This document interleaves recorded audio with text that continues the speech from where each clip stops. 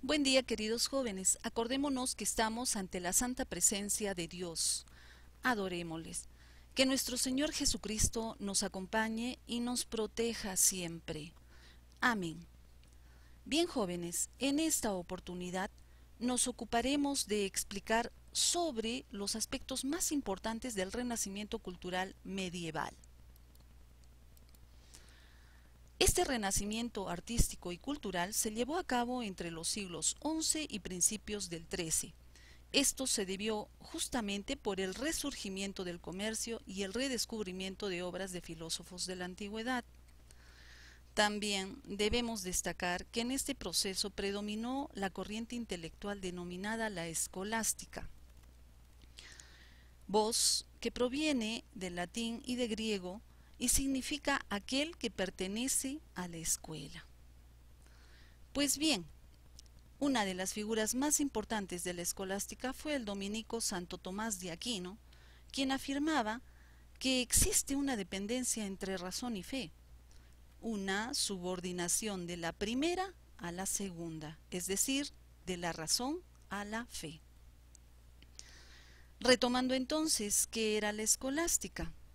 Era un movimiento filosófico y teológico que intentó utilizar la razón para comprender el contenido sobrenatural de la revelación cristiana. Y este giraba en torno a la razón y la fe. Fue el principal movimiento en las escuelas y universidades medievales de Europa. Otro aspecto que debemos mencionar es el arte en el Renacimiento medieval, que estuvo muy ligado a la religión católica, y la Iglesia lo utilizaba para difundir y consolidar la doctrina cristiana. Así surgieron dos estilos artísticos, el románico y el gótico. Iniciaremos con el arte románico. Este se desarrolló entre los siglos XI al XII. Podemos mencionar que destacó la escultura y la pintura, y en estas obras se enunciaba el juicio final y la pasión de Cristo. ¿Qué características tenían? Obviamente la escultura y la arquitectura eran parte del edificio, en piedra y en muros correspondientemente. ¿Qué había más en ello? Falta de realismo, sus representaciones eran rígidas y con pocos detalles, ¿no?, que nos daban a entender una inexpresión. Con respecto a la arquitectura, el arte cristiano se mostraba en monasterios e iglesias. Estos eran edificios grandes, macizos y firmes. El arco de medio punto, bóveda de cañón, torres en las fachadas, muros gruesos con pocas aberturas, como lo podremos observar en esta diapositiva.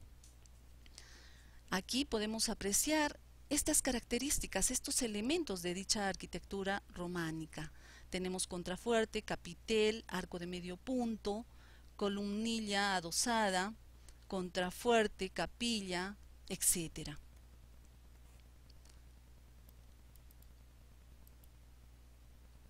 Con respecto al arte gótico, este tuvo su origen en Francia a finales del siglo XII.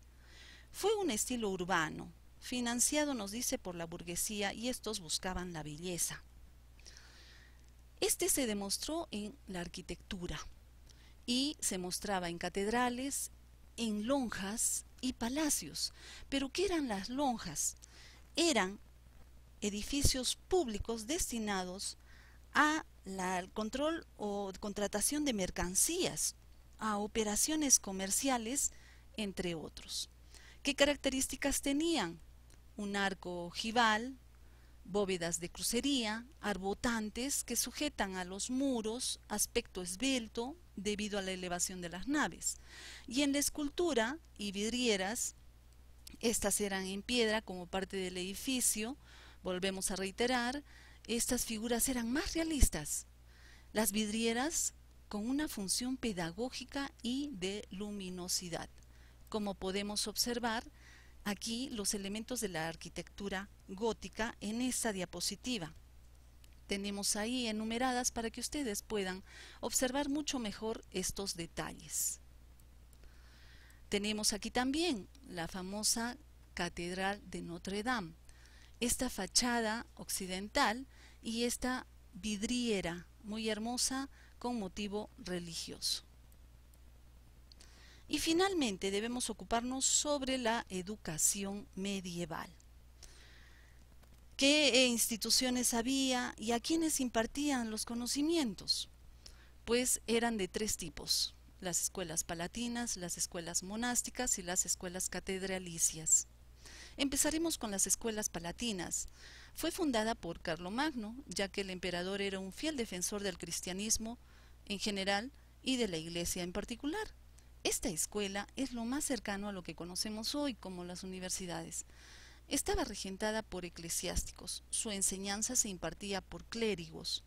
Aunque sus alumnos no tenían que seguir necesariamente la vida sacerdotal, el plan de estudios que se seguía era el trivium, retórica, gramática y lógica o dialéctica, y el quadrivium, que era la geometría, la astronomía, la aritmética y música.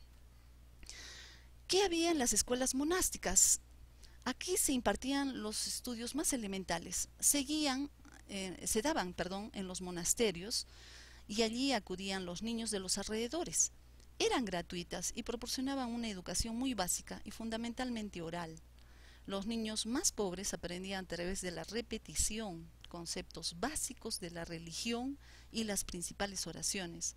Nunca iban a tener acceso a los libros, así que no se les enseñaba ni a leer ni a escribir. Dentro de estas escuelas estaban también los alumnos que iban a seguir una vida monástica. Eran los hijos segundos de las familias nobles y algunos niños pobres que mostraban especiales aptitudes para aprender. A estos alumnos sí se les enseñaba a leer y escribir en latín, la lengua de la cultura y de la Iglesia, puesto que su trabajo estaría muy vinculado a los libros escritos en esa lengua. Y con las escuelas catedralicias. A los estudios catedralicios acudían tres tipos de estudiantes. Los estudiantes de familias pobres eran elegidos porque mostraban especiales aptitudes para estudiar. Disfrutaban de una especie de beca. La enseñanza era para ellos gratuita. Recibían comida, ropa y alojamiento mientras estudiaban. Sus vidas estaban orientadas a formar parte de la Iglesia. Los siguientes, los estudiantes de familias ricas y nobles, tenían que pagar a sus maestros y residían en la ciudad con las mismas comodidades que en sus casas. Los siguientes, los estudiantes mayores, eran hombres instruidos que querían seguir aprendiendo e iban a las escuelas donde se impartían las materias de su interés. De estas escuelas surgirán las universidades en el siglo XII. Las primeras en Europa serán la de Bolonia, Oxford y la de París. Bien, jóvenes, con ello hemos terminado esta sesión. Ha sido un gusto compartir con ustedes y nos estaremos viendo la próxima sesión. Repasen, por favor, este tema. Gracias.